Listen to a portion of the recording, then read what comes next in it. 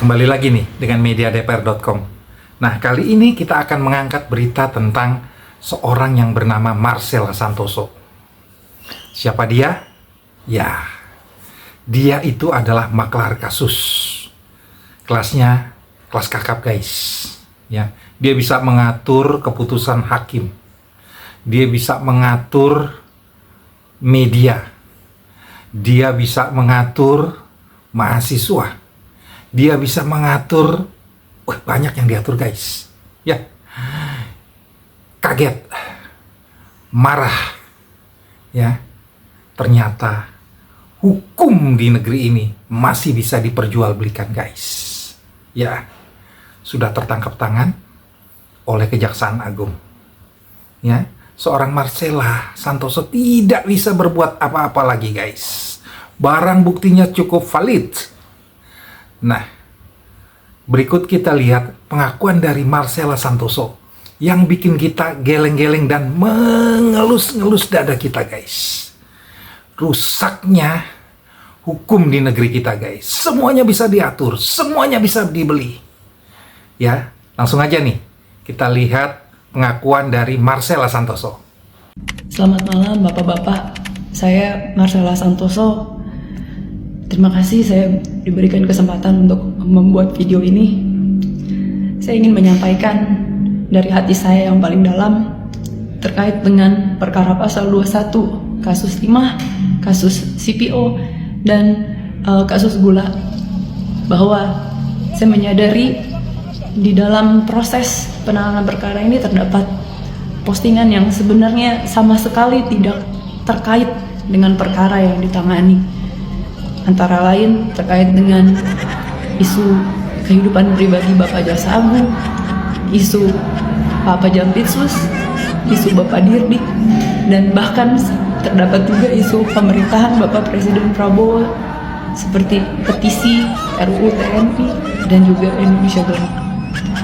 Bahwa saya sangat menyesali dan sangat menyadari bahwa apapun dan bagaimanapun ceritanya, baik itu kelalaian saya tidak mengecek ulang isi konten, ataupun kelalaian dan luputnya saya mengecek dan meneliti kembali dan fokus terhadap apa yang disampaikan, saya menyadari bahwa konten-konten tersebut memberikan rasa sakit bagi pihak-pihak yang terkait dan terdampak.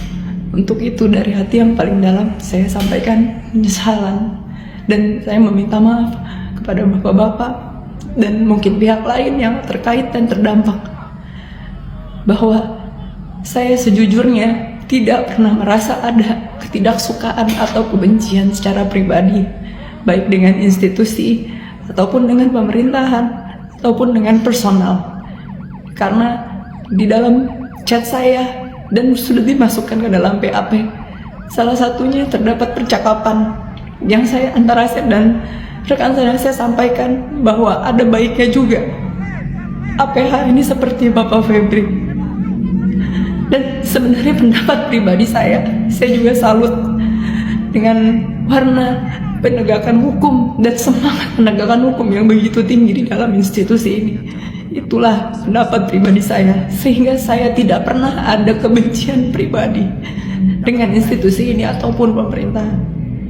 Bahwa hingga terdapat konten-konten yang ternyata baru saya ketahui banyak juga di dalam penyidikan ini, saya apapun dan bagaimanapun ceritanya saya sampaikan permintaan maaf, terutama bagi pihak-pihak yang tersakiti dan terdampak, bahwa saya tidak bisa melakukan apapun. Saya sebagai manusia, saya hanya bisa meminta maaf, dan saya akan mendoakan bahwa rasa sakit, rasa ketidaknyamanan yang dialami oleh pihak-pihak terkait dan terdampak akan dipulihkan oleh Tuhan dan akan dibalas dengan berkat dan berkah yang selalu berkelimpahan dan melindungi perjalanan karir Bapak-Bapak ke depan dan perjalanan pemerintahan Indonesia yang sangat saya cintai ini.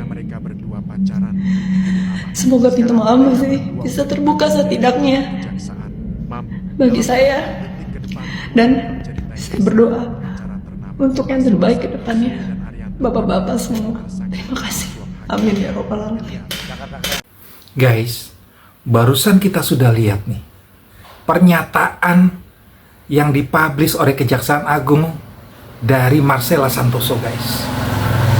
Sedih, marah, geram gitu ya. Ternyata guys, ya, nggak bisa kita ngomong apa-apa lagi, guys. Ternyata semuanya bisa diatur, guys, ya.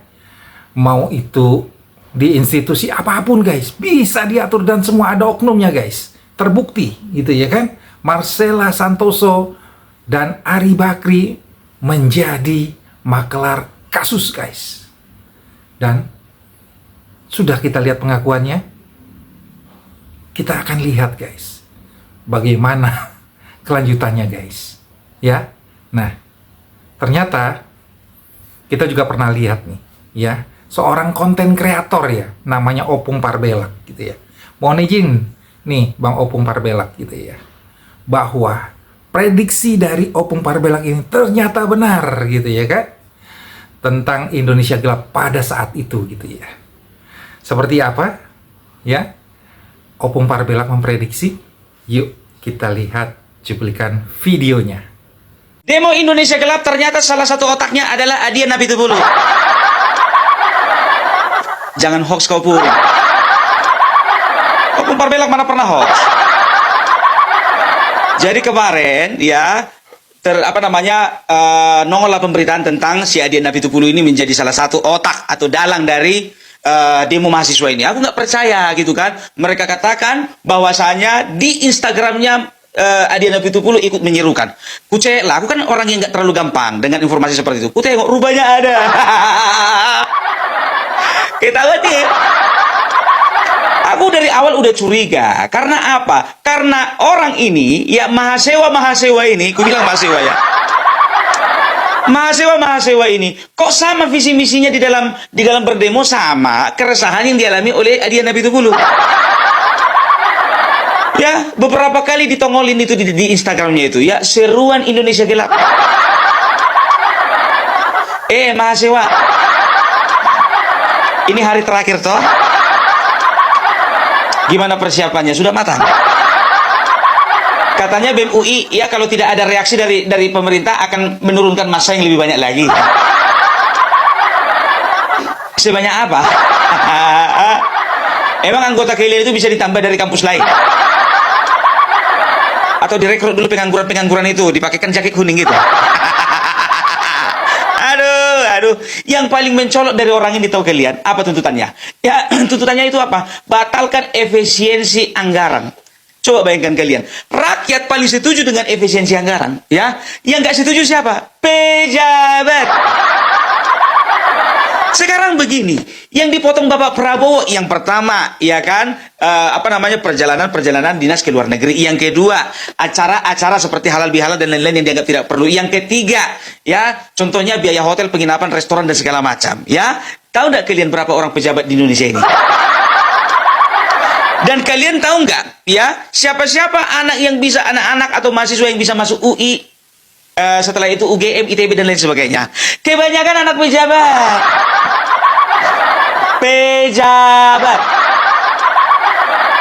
Jadi kita nggak sekarang ini logikanya gitu loh, logikanya. Kalau aku sebagai rakyat ya, sebagai masyarakat biasa yang anaknya contohnya masuk di kampus-kampus yang nggak UI, bukan yang favorit lah, ya, itu nggak ada urusan sama aku. Justru lebih bagus kalau misalnya ada pemangkasan anggaran, kan begitu.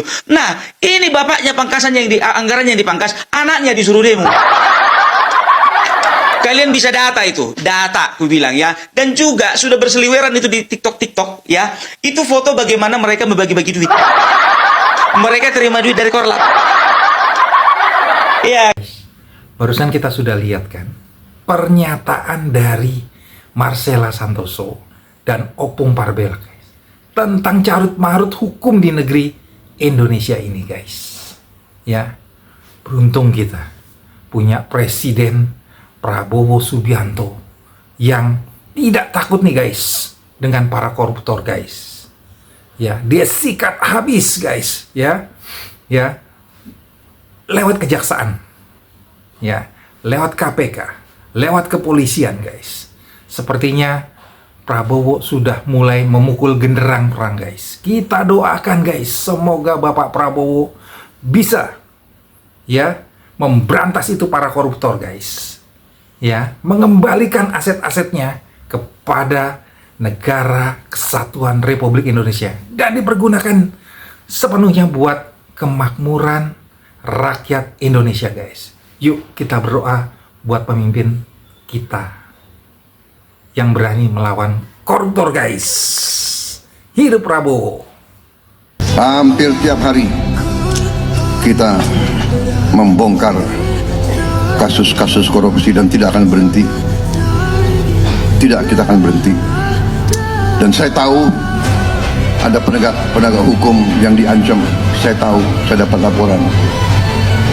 Ada yang rumahnya didatangi, ada yang mobilnya diikuti, ada yang rumahnya difoto. Kita paham itu. Tapi saya hanya ingin sampaikan, kita tidak gentar. Saya tidak gentar.